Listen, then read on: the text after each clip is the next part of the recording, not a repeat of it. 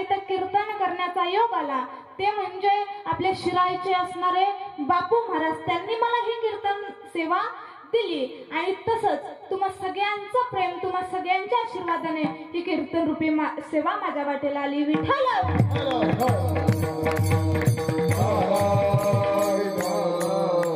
कोणाचा आहे? बोला बोला, मला प्रश्न विचारायची सवय आहे. अभंग कोणाचा आहे? तुकाराम महाराजांचा आहे. किती चरणाचा आहे? 4 चरणाचा आहे. बघा, अभंग तुकाराम महाराजांचा 4 चरणाचा आहे. उत्कृष्ट असा अभंग आहे. तुकाराम महाराज कोणाला म्हणायचं जगद्गुरु तुकोबार आहे? ऐका, मी तुम्हाला सांगते कोणाला म्हणायचं जगद्गुरु तुकोबार आहे. घरात नाही आण, दारात नाही मान, तरी सुद्धा चित्त समाधान म्हणजेच माझे जगद्गुरु तुकोबार आहे. ऐका, कोणाला म्हणायचं जगद्गुरु तुकोबार आहे. घरात काय का मठ, मोडका खाट, फुटक ताट, तरी सुद्धा वैकुंठाची वाट म्हणजेच माझे जगद्गुरु तुकोबार आहे. आणखी नाही का, कोणाला म्हणायचं जगद्गुरु तुकोबार आहे. जगद्गुरु तुकोबार आहे कोण? अरे, जगद्गुरु तुकोबारायांचं नाव घेतलं ना तर यमाला थर काप सुटावा महाराज, त्यांना म्हणायचं जगद्गुरु तुकोबार आहे. तुकाराम तुकाराम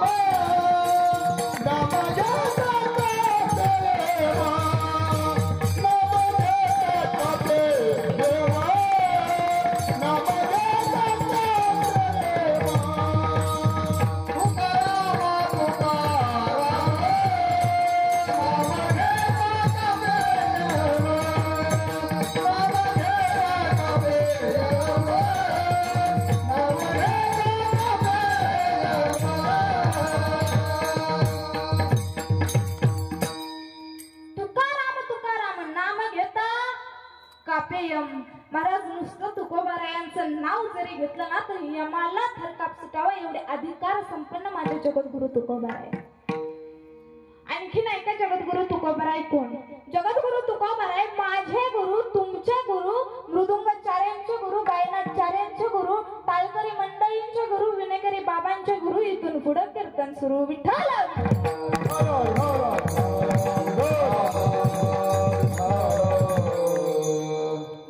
पुरुष मंडळ बोलत चला. इकडे जरी 50% आरक्षण असलं तरी तुम्ही बोलत चला. अभंग कोणाचा आहे? नामदेव महाराजांचा. कोणाचा? झोपले की का? रात्री झोप झाली नाही? अभंग कोणाचा आहे? तुकाराम महाराजांचा आहे. ऐका, तुम्हाला आधी मी माझ्या कीर्तनातले नियम सांगते. ऐका, हाताने टाळी वाजवायची. हाताने काय करायचं? बोला ना.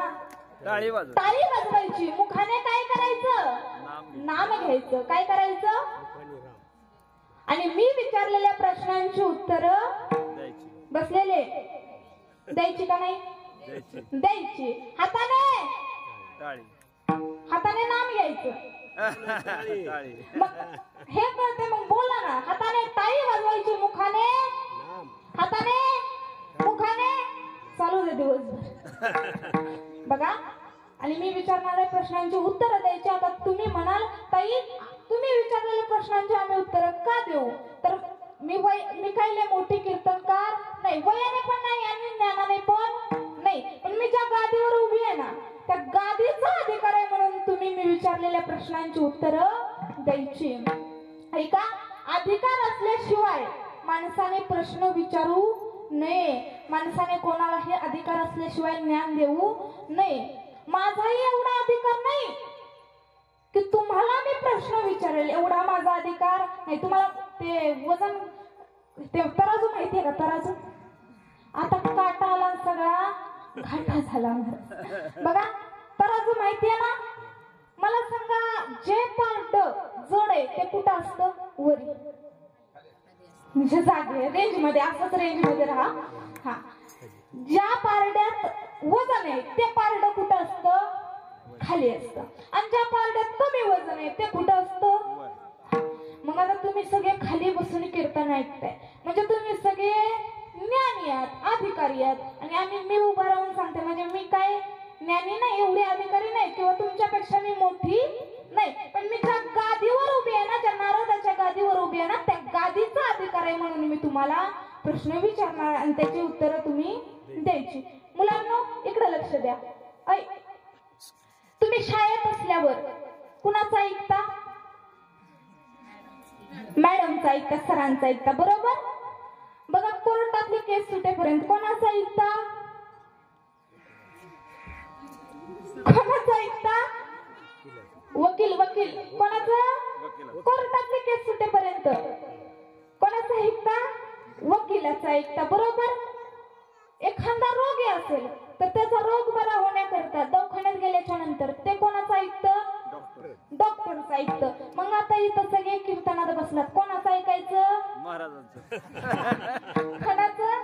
महाराजांचं ऐकायचं. मग बघा, ऐका आणि मी विचारलेल्या प्रश्नांची काय करा? उत्तर द्या. मी तुम्हाला अधिकार म्हणजे काय 1-2 मिनिटात सांगते, बरं का? ऐका. बघा, एक मुलगा होता. काय मुलगा होता? मी नेहमी कीर्तनात सांगते अधिकार म्हणजे काय समजण्याकरिता. एक मुलगा होता. तो मुलगा साईडला खेळत होता. त्याचे वडील असेच खुर्चीवरती बसले होते. त्यांनी मुलाला बोलवून घेतलं, बाया इकडे ये. महाराज मुलगा पळत गेला. तो म्हणाला, काय बाबा? मुलाचे वडील म्हणाले, बाया जा एवढी बिडी पेटवून आण. काय? एवढी बिडी पेटवून आण. महाराज मुलाने बिडी घेतली. मुलगा बिडी पेटवण्याकरिता गेला. बिडी पेटवली. बिडी घेऊन आला. जागे का झोपले?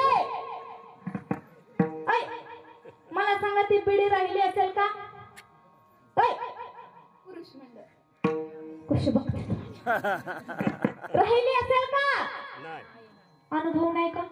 तुम्ही म्हणाल तुम्ही वाटता काय? नाही, असं सांगितलेलं ऐकलेलं आहे मी पण. बघा, ती राहिली असेल का बिडी? बिडी एवढी इमानदार जाते, ती ओढल्याशिवाय पेटत नाही महाराज. ती महागाई येईपर्यंत बिडी काय झाली? विजली. बाप म्हणे, बाळा तुला साधी बिडी पेटवता येत नाही? अरे एवढा मोठा झाला, तुला साधी बिडी पेटवता येऊ नये? ती म्हणला, बाबा मी बिडी पेटवून आणतो. मुलगा फार हुशार होता महाराज. मुलगा माघारी गेला. बिडी पेटवली. बिडी ओढतच घेऊन आला. कशी? ओढतच. महाराज आता बापाने जसं बघितलं तसं वडील म्हणाले, बाळा तुला अक्कल नाही? तुला लाज नाही? बिडी ओढणं चांगलं नसतं. तुला कळत नाही का? तू बिडी ओढतो मूर्खा. आता मला सांगा, त्या बापाला सांगायचा अधिकार आहे का मुलाला? आहे का? स्वतः त्याने बिडी ओढणं सोडलं पाहिजे आणि सिगरेट चालू केली. झोपली की काय? तुम्हाला रेंज मध्ये ठेवायचं म्हणून चाललंय हे सगळं. सिगरेट ओढणं चालू केलं पाहिजे का? नाही महाराज. हे सगळं व्यसन जे आहे ना, बिडी, तंबाखू, सिगरेट असेल, ते त्याने आधी त्याच्या आयुष्यातून बाजूला केलं पाहिजे आणि मग मुलाला सांगितलं पाहिजे. म्हणून त्याच्याकरता सांगण्याकरता काय लागतो? अधिकार लागतो. म्हणून मी नारदाच्या गादीवर उभी आहे. नारदाच्या जोपर्यंत मी गादीवर उभी आहे तोपर्यंत माझा काय आहे? अधिकार आहे. विठ्ठल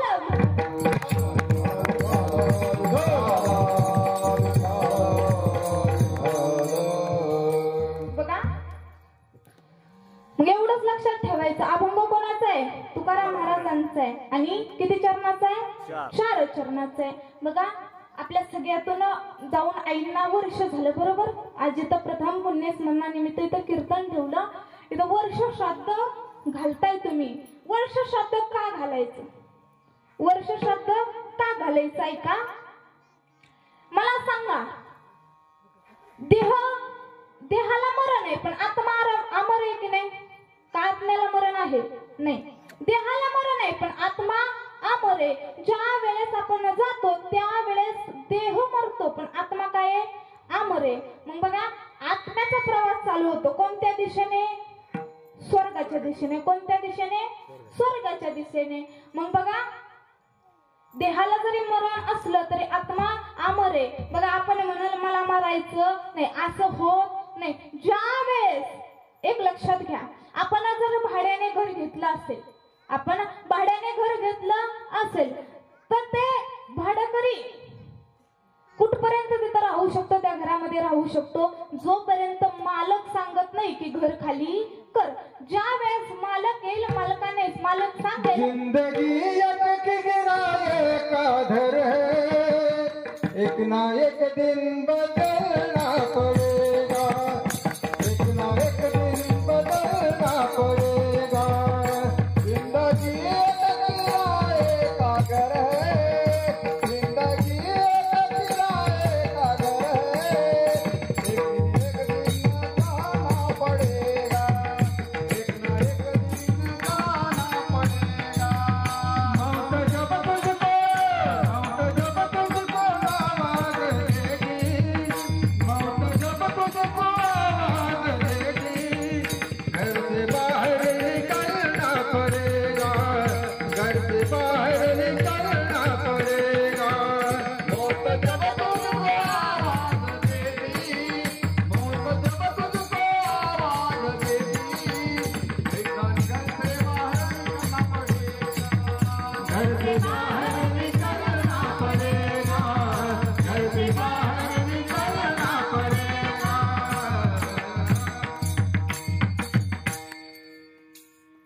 बघा, ज्या वेळेस आपल्याला तो बोलवेल ना, त्याचं बोलवणं येईल ना, तेव्हा हा नरदेह सोडून काय करायचंय, आपल्याला जायचंय. जसं मालक आपल्याला सांगतो घर खाली करा, तसं आपल्याला पसारा घेऊन निघावं लागतं, घर खाली करावं लागतं. तसंच त्या जगाच्या मालकांचं बोलवून आलं ना, आहे असं तिथं सोडून जावं लागतं, तेव्हा आपल्याला थांबता येत नाही. मग आपला प्रवास चालू होतो कोणत्या दिशेने?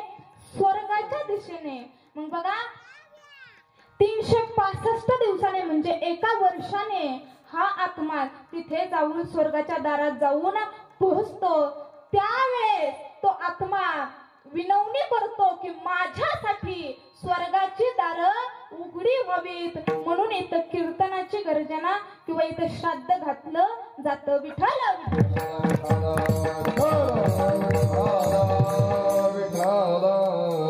बघा, आईंना जाऊन आपल्यातून वर्ष झालं महाराज, आईंना जाऊन वर्ष झालं.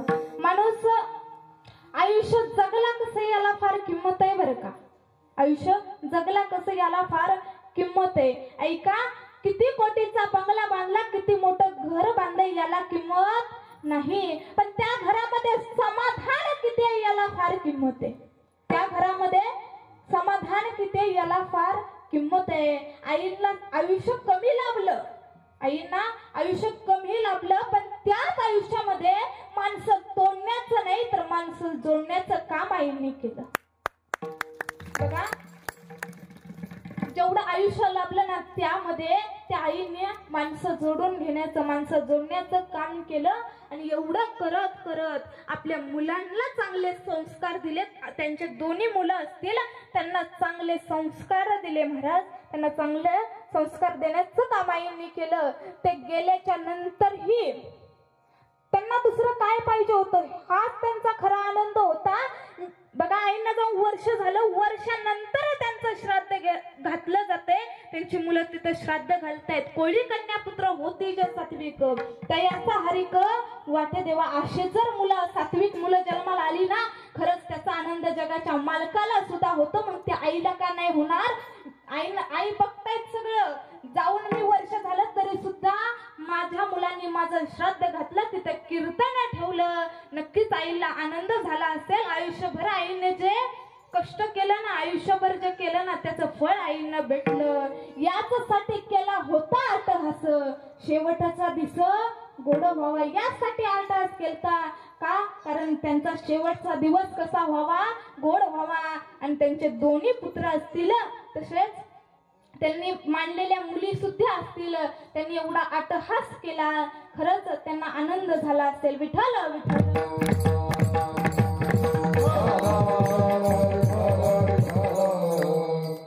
बघा, आईंना जाऊन वर्ष झालं, पण महाराज ज्या वेळेस आपल्या अत्यंत जवळचा व्यक्ती ज्या वेळेस निघून जातो ना, ज्याच्यावर आपण नितांत प्रेम करतो, आपण जीवा पलीकडे ज्याला जपतो, तो व्यक्ती निघून जातो ना, त्यावेळेस कळतं त्याचं दुःख काय. त्यावेळेस समजतं आपल्याला त्या व्यक्तीचं जाणं काय असतं. आपण त्या व्यक्तीवर नितांत प्रेम करतो, जीवा पलीकडे त्याला जपतो, किंवा तो व्यक्ती आपल्याला जीवा पलीकडे सगळं जपतो आणि तोच व्यक्ती एक दिवस आपल्याला सोडून जातो. महाराज त्यावेळेस कळतं, त्यावेळेस समजतं आपल्याला त्या व्यक्तीची किंमत काय. आपले आई वडील आपल्याला जेव्हा सोडून जातात ना, त्यावेळेस समजतं आई वडिलांची किंमत काय. आई वडिलांनी आपल्याला हाताच्या फोडाप्रमाणे जपलेलं असतं महाराज. आणि एक दिवस ते निघून जातात. त्यावेळेस मुलांना वाटायला लागतं, अगं आई तू सोडून गेली ग, घराचा कणा गेला, घराचा आनंद गेला. अगं आई एवढ्या लवकर तू आम्हाला सोडून गेली. आई अगं घर सुन सुन वाटते. त्यावेळेस ही लेकरं असतील ना, दोन्ही दादा असतील ना, त्यावेळेस आईला बोलवत असतील, आईला हाक मारत असतील, कुठं गेली आई मला करमत नाही, कुठं गेली आई मला करमत नाही, ये ना माझे आई ग तू, ये ना माझे आई ग, ये ना माझे आई ग तू, ये ना माझे आई ग, अंबरुनी बाजाराला ताटती जवा गाया, तवा मला तुझ्यामध्ये दिसती माझी माया, दिसती माझी माया, कुठं गेली आई मला करमत नाही, कुठं गेली आई मला करमत नाही, ये ना माझे आई ग तू, ये ना माझे आई ग, ये ना माझे आई ग तू, ये ना माझे आई ग, निघून गेली सावली मी पडलो ग उन्हाला, मी पडलो ग उन्हाला, निघून गेली सावली मी पडलो ग उन्हाला, मी पडलो ग उन्हाला, ये ना माझे आई ग तू, ये ना माझे आई ग, ये ना माझे आई ग तू, ये ना माझे आई ग. बघा त्यावेळेस तो मुलगा कळकळीची विनंती करून आईला बोलवत असेल महाराज, पण त्यावेळेस आई माघारी येणार नाही. मुलांना आहे तोपर्यंत जपा, आहे तोपर्यंत आठवा ती आई, आणा कधीतरी डोळ्यासमोर.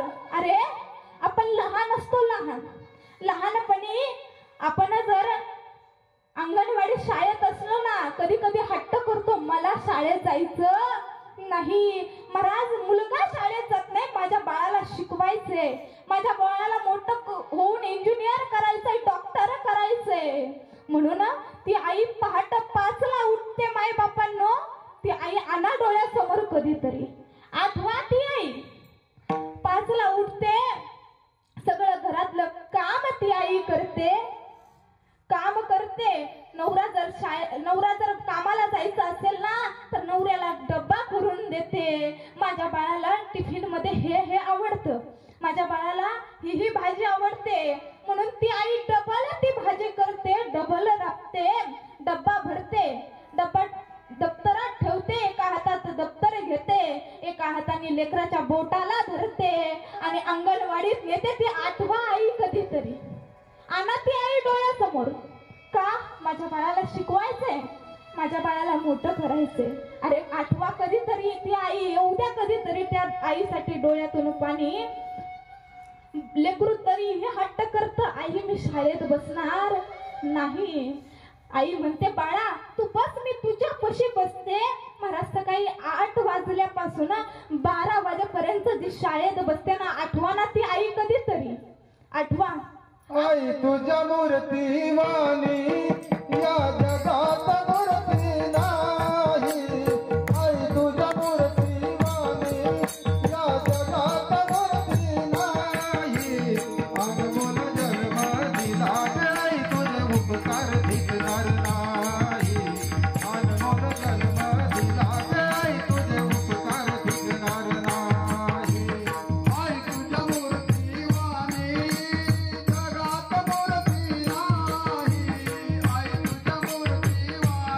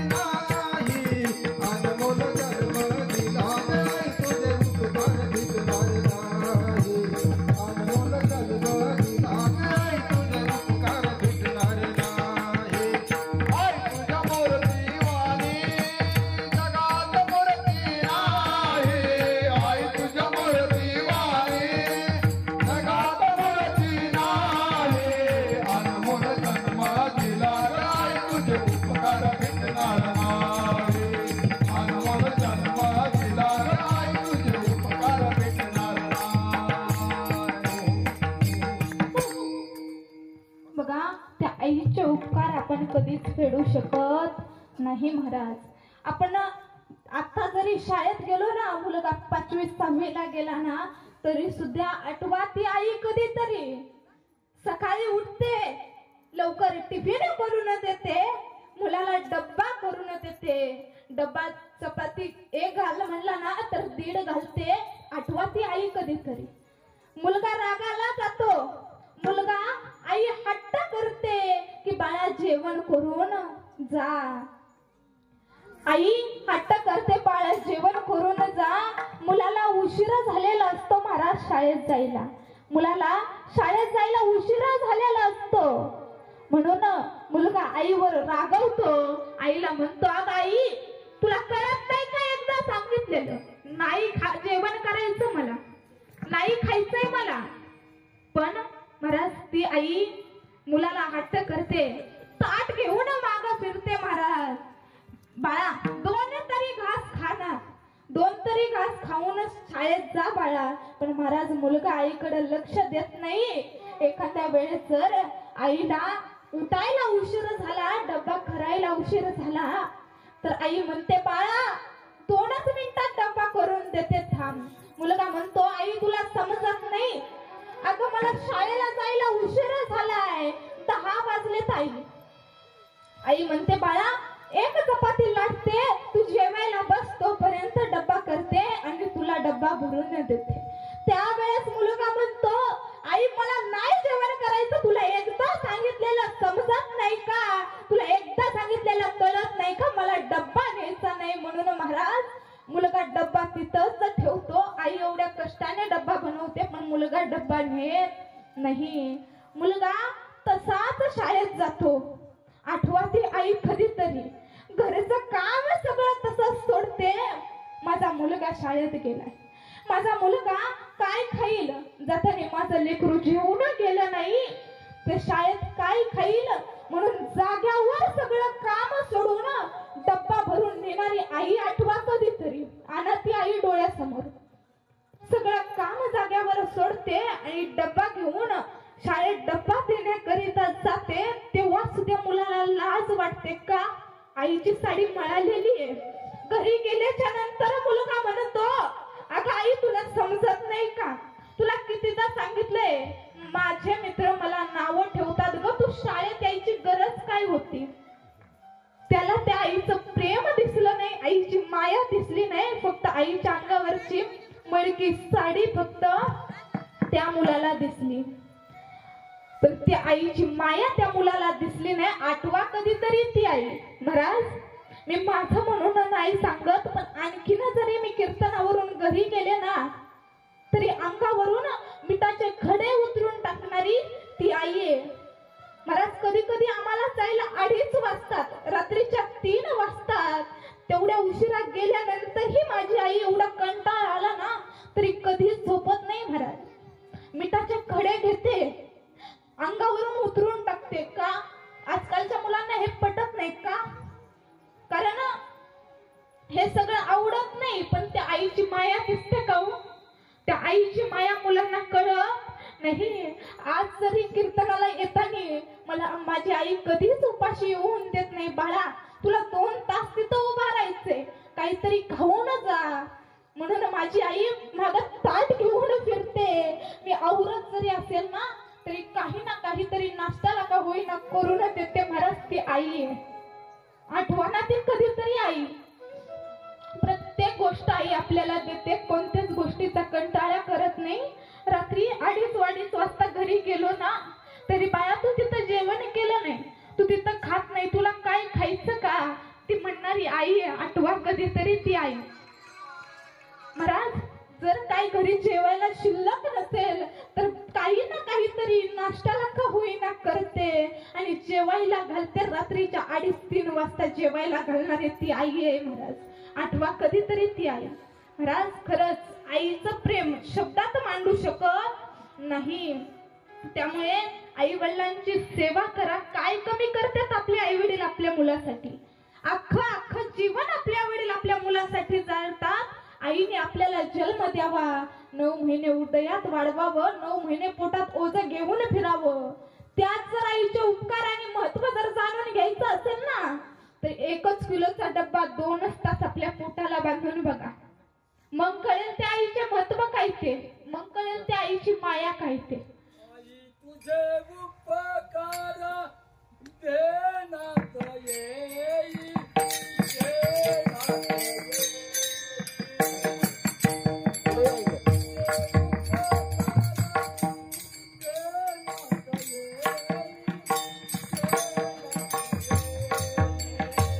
आई तुझे उपकार देण्यात येई, देण्यात येई. तुझे उपकार देण्यात येई, देण्यात येई.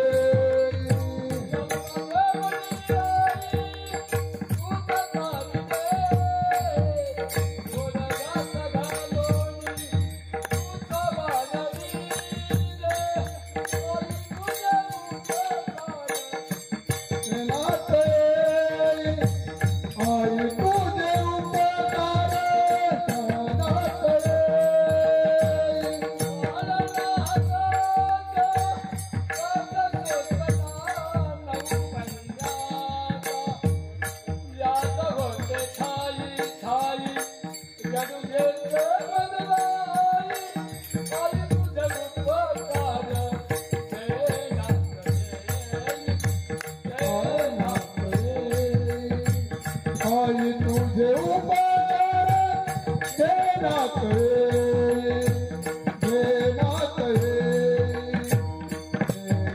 येई. बघा आईच्या